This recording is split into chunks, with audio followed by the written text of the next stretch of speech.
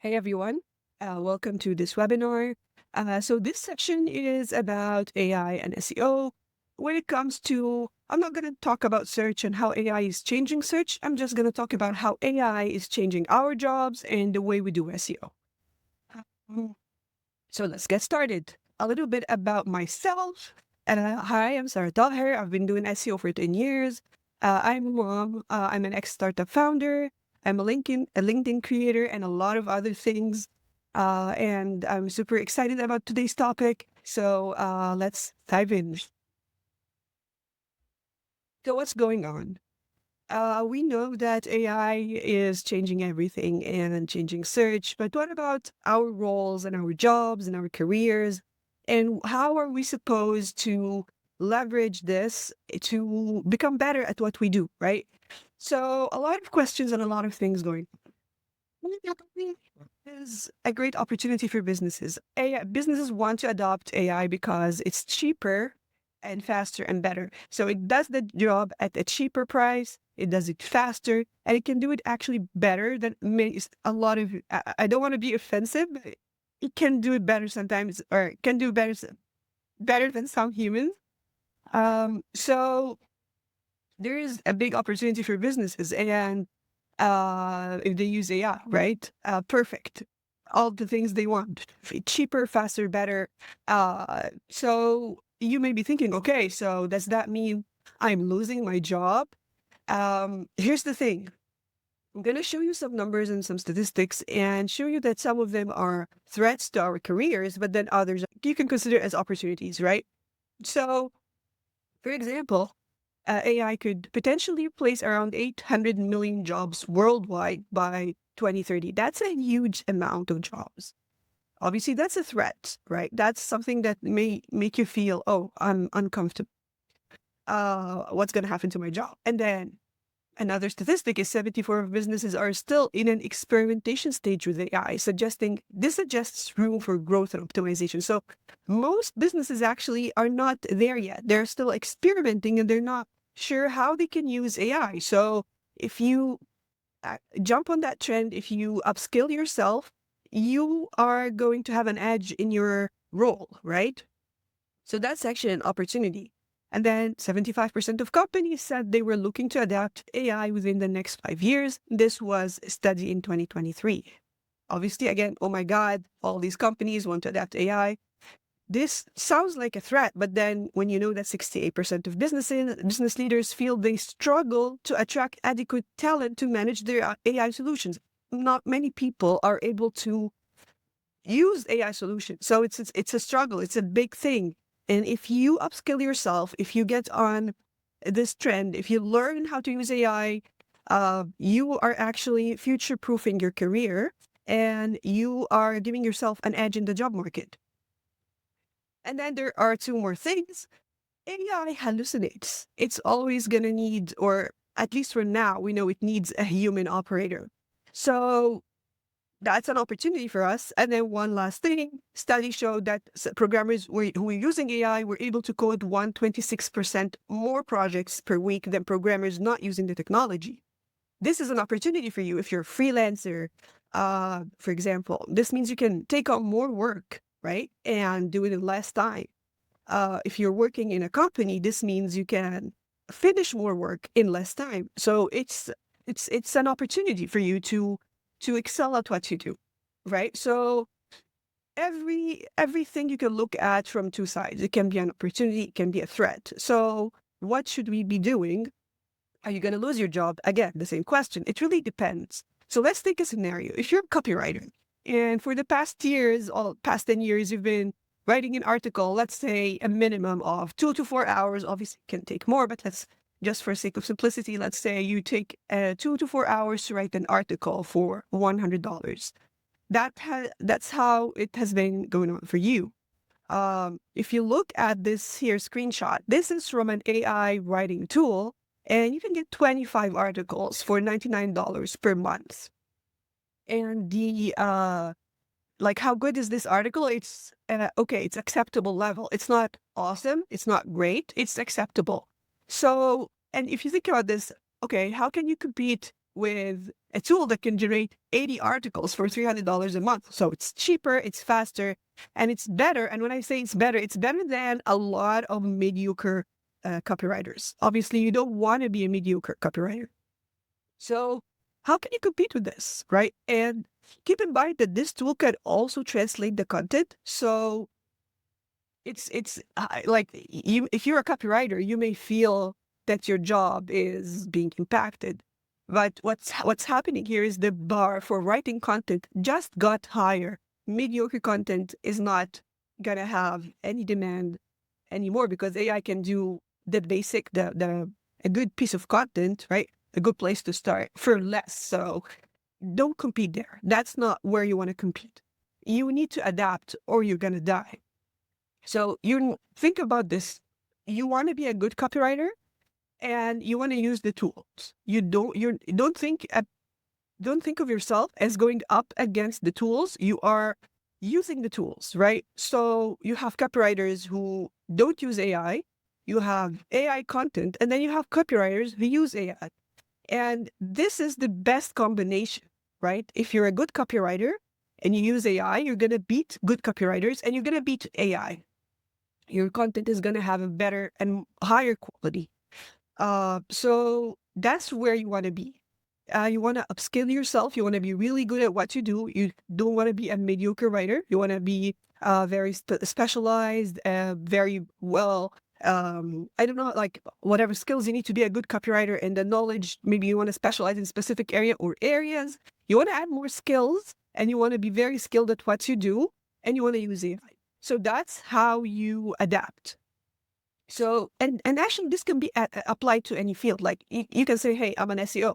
Yeah, you're an SEO. There's a future where there can be AI agents, for example, doing parts of your job.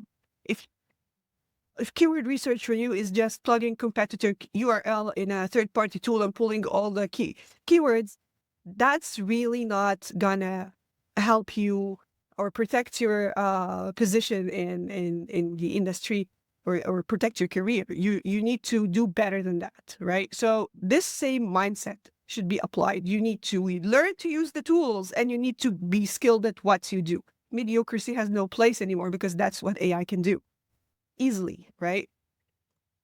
Okay, so here's something to think about. There's this quote by Steve Jobs, and if you've been following me, you know that I'm a big fan of Steve Jobs. So he said by 1986, we're going to ship more computers than automobiles in this country. This was something weird to say, or was something new. Wow, there's going to be more computers than automobiles. You know, like, wow, more computers than cars. And I think there is going to be a time where we're going to say something like this about AI. So this learning how to use AI today is going to be the equivalent of learning how to use computers when they started going to the workplaces, when people started, hey, you need to learn to use this to do your job. This is the direction AI is going to, or the trend AI is going to follow, in my opinion. So there's going to be a time where you need to learn AI to do the job. It's not going to be, can you do SEO without a computer? Of course not. Can you do SEO without AI? That's how it's going to be. That's how important AI is going to be for our jobs, in my opinion, in the future, right? Okay. If you're still skeptical, let me show you an example. This is actually recent. Someone posted a job vacancy for an AI agent. Humans are not allowed to apply. And there's a future where AI you build your own agents and you apply, send it to, or apply for jobs on their behalf and they can do the job. You're not doing the job. You're not running AI agents. That's a world that, that's something we should be able to visualize, that it can be a reality. So you may be running a group of agents. For example, you can have an agent to do technical audit, and for Shopify stores specifically, or for WordPress or whatever backend. You can have an agent to do on-page optimization, where it's, for example, someone hires that agent, they get access to their Search Console data, they analyze which pages should be optimized, they pull the content on this page, those pages, do some research and find what else can be added, what entities are missing, optimize the title tags, maybe add an image as well, and optimize all the elements on the page and update that on the CMS. If let's say if it's a WordPress or a Shopify, they can actually automatically update that. They're taking action, right? And then they can actually measure did this work or not, and then create like some sort of feedback loop and update. Like they can actually do this. An AI agent can actually automate this entire process. So you can also create an agent to do an SEO opportunity analysis. So there's a world or a reality we should imagine where jobs are going to be asking for agents to do specific jobs or perform specific tasks, and we are going to be creating those AI agents. Obviously, that's not the only way I imagine the future, but that's one way some of the tasks out there is going to be like. So the question is, hey, there's an AI revolution. It's changing the way we work. Are you in? And I think you should. Okay. So you may be saying, okay, Sarah, I'm very interested. Now I want to know how I can use AI for doing SEO. Okay, there are two things. One is using AI for doing the keyboard work, which is the actual work you do, your keyword research, your tech audits, and so on.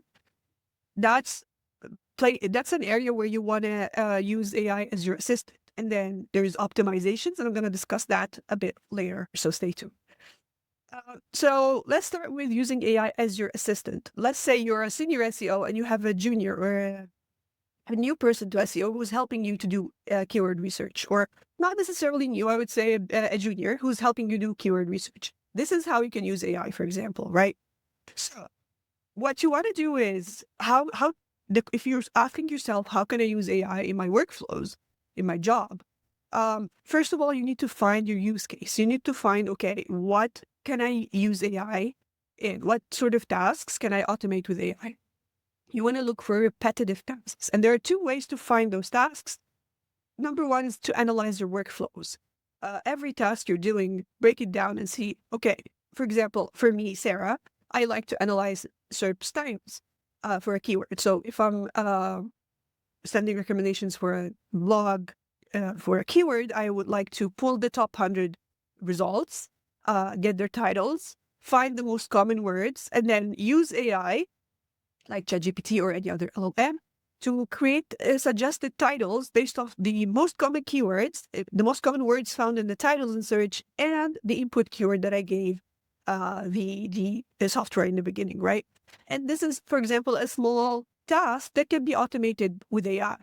So you need to dig deeper into what you do and find things that are just repetitive, and it's okay to pass on to AI. Another thing is, and it's really straightforward, go to ChatGPT or Claude or any LLM and just chat with it and ask it, okay, what type of tasks can be automated with AI in SEO or in keyword research or in tech audit? And it's going to give you some ideas. And don't just take them at face value. Dig even deeper. Let's say collecting data from Google Keyword Planner, Ahrefs, SEMrush, and other tools. Okay, how could this be automated with AI? And what sort of keep digging deeper till you come up with a workflow like this diagram I have here. This is what you want to have in mind, a use case, and you have a clear understanding of what exactly this AI is going to be doing. And then the second thing, which is, I think this is the challenge right now. There's so many tools, so many stuff saying, hey, we're using AI to help you. And you need to decide which tools you're going to use. Okay, you need to learn a few things. You need to understand what's an API. If you're not familiar with coding, you may not be familiar with what an API is. So I'm going to explain it to you right now to get that off your list. An API is basically, and think of it as a waiter in a restaurant where you give it a request for data. It takes it to the kitchen, prepares the data, and brings it back. So if you want data from Search Console, you're going to use Search Console API. If you want data from Ahrefs, you'll use Ahrefs API, right? So to get whatever data you want. So now we understand what an API is. So you need to understand for your task, what specific APIs are you going to need? For this one, for example, for my workflow, I will need the SERP API because I want to pull the top 100 results. So you're going to use that API, ask it for the top 100 results. and then it's going to go get this data and return it back to you, right? Okay, and then you need to decide also what other tools you're going to be using. Are you going to automate this with LLMs? And I really think you should be using ChatGPT for your simple day-to-day tasks, right? Or are you going to use it, create your AI or automate using Python? Are you going to use custom GPT or an AI agent? And here is what I recommend. Everyone needs to learn how to use LLMs in their day-to-day. And then you need to learn at least one of those things here, right? Python or custom GPT or AI agent, one of those. I picked up Python and I'm looking for AI to learn about AI agents. Maybe you want to go for custom GPTs. So pick something. I would say leave AI agents as your second thing your third thing, right? So LLMs, master that, and then choose Python or custom GPTs to be familiar with automation. And then maybe you can go to AI agents. And the reason I'm putting this sequence is I think AI agents are more advanced and you need some understanding and some experience playing around with creating workflows and automation before you jump on agents. But maybe if you want to, you can totally jump there to that. So LLMs and one of those three skills at least, right? And then create and test. So I think this is one of the things that you will need to learn as you start learning how to automate and build automations. So here's a screenshot from Jonathan Bischoff, and Jonathan is creating a lot of great, cool automations. You can follow him on LinkedIn. So he says here it took him about 20 hours and 2 weeks of testing and improving to make an AI-powered on-page SEO assistant, not suck, to make it good, right? Why did it take him that long? And you may say, okay, but I can do that. Like I can do the actual on-page work in less time. That's true. But he created this tool now, or this assistant now, that he's going to be using over and over and over. And you spend so much building, but it's going to be saving you a lot of time moving forward, right? But the thing here I want to highlight is creating and testing is going to take time, right? So what do you need to learn at this stage, or what do you need to learn to be successful in actually creating an automation with AI? You need to learn prompting. I think prompting is one of the things we have made fun of a lot. Hey, prompt engineer, ha ha ha. It's not a real job, or whatever people say. Actually, it is. And you need to learn how to prompt. Most of us are not using ChatGPT the right way.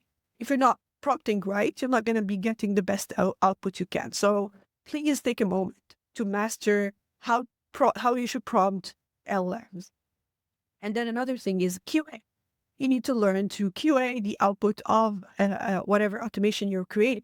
So when I created this automation, for example, I need to spot check and double check that it's correct. It did the things correctly. Don't just trust, hey, because there's an output coming out of it, it means it's definitely correct. It may not. That's not necessarily true. So you need to be able to test and double check and perform some quality assurance. You need to know how to design a workflow like the diagram I shared. And in my opinion, and I highly recommend you spend some time understanding how a code works, basic understanding. You may not necessarily need to start with this, but this is something I highly recommend you put on your upskilling road. Okay, so let's look at some examples of automations. On the right here, I automated generation of meta descriptions with Python and LLMs. I give it a list of URLs, pulls the URLs, reads the content on the page, and creates a meta description and outputs it in a CSV file like this. Pretty straightforward. I know meta descriptions are not important, but this is for the sake of an example, right? And then we have here Elias Debas on LinkedIn. I also recommend you follow him. A lot of cool stuff. He created an AI-powered bulk content audit tool, and it used LLMs and generative AI to, for example, evaluate which of the guidelines your article satisfies when we talk about Google Helpful Content Checker tool, right? So it gives the articles a score, and a lot of things. It does a lot of things. So this is another example of something you can automate. If you have as I said, if you have a repetitive task, if you have specific checks you need to be done, this is something you should definitely consider automating. Okay. So we talked about AI to give us an output, but now we want to talk about AI that actually does the job like you do it. What do I mean by that? AI agents. The difference between an AI agent and just an LLM is that AI agent can take action. So an LLM is just like a brain and it has a mouse. AI agent is a brain and it has a mouse and it also has hands to do the tasks. What do I mean by this? So an AI agent can open a spreadsheet, right? It has knowledge and you specify what its knowledge base is. So it can be some spreadsheets, a specific website, for example, so it can check its knowledge. It has a memory and it uses LLM for some reasoning, and it can also come up with an output and go and execute it on its tool. So it can send an email on your behalf. It can, for example, interact with other users on a Slack bot. It can book a meeting for you. It can update blogs on a WordPress website.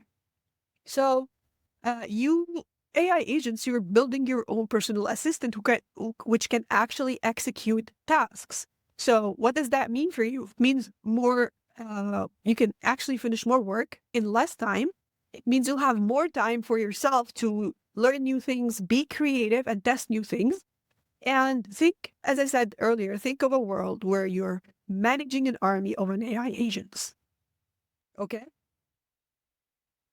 So what is the difference? As I said, what's the difference between AI agents and LLMs?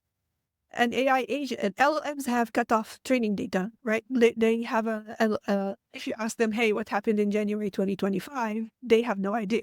These are screenshots from AI.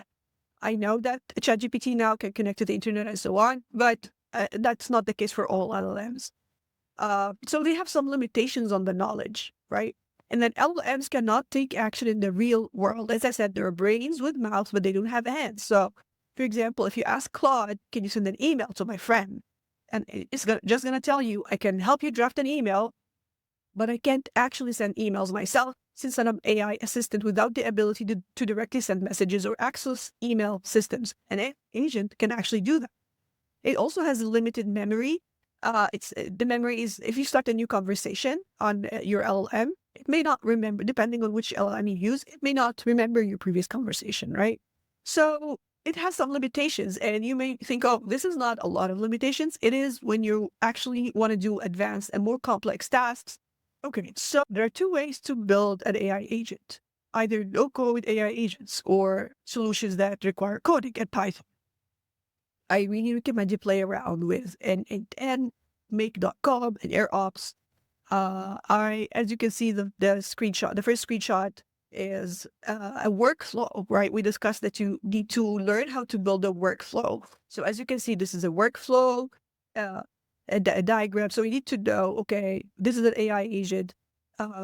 It receives messages, for example. It's going to use OpenAI. It has memory. It's going to connect to your Google Calendar to book a meeting, for example. So you just need to have your workflow clear and what this AI agent, this assistant of yours is going to be able, you're going to give access to or be able to do on your behalf. And then here's at the bottom, this is make.com. I was building an automation to, I have a form, people apply to join my Slack and they enter their emails and the agent will read those emails every time someone, you can adjust on how periodic you want this to happen. So let's say every week it's going to check for all the new emails that has been added to this form and connect to Slack on my behalf and add the users on my behalf and also send me a message telling me, hey, Sarah, I have added those people. So it's working as my personal assistant. And it's not using any LLMs right now, right? So it's a basic automation, but I think there may be some opportunity to add an LLM, for example. It can help you moderate actually. So for now, that's what I'm going after, just the basic thing. Once I get that working, I can add more features if I need to. And this is how I want you to explore automations. Start basic, test it, make sure it's working, and then add more features. And as I said, it's good to start with no code solutions. Code solutions are more advanced, will give you more functionality and more flexibility, but it's okay. I think you should start first with no code solutions. Okay, to this diagram where we discussed AI and SEO. So we said the keyboard work, your work, you need a personal assistant, and then there is AI for the actual optimizations. What do I mean by that? The most famous example that's very clear is, let's say you want to launch 1,000 pages in one click. So you have the list of keywords you want to create pages for. Let's build a workflow, right? And then you are going to run those keywords by an LLM to create a unique text for each of those keywords. And then this is where you're going to fine tune a prompt. And then you can actually get the output, and then you can use an AI agent to create those pages on your CMS. It can also add text, maybe add an image, specify the URL, optimize URL, and the title tags and more. So this can be as complex or as simple of a task you want, and it can be done with one click, right? You can have an agent that does the entire process for you. As I said, it can go as far as adding even images, adding alt text to images, Optima, internal links. It can do everything for you when it's creating those pages. Or you could just say, I want a basic automation where I give it a list of keywords and get a list of programs, and I will do the creation myself. But as I said, the future is using AI agents. This is something you may want to consider doing. It's going to automate your entire process, make your life way easier.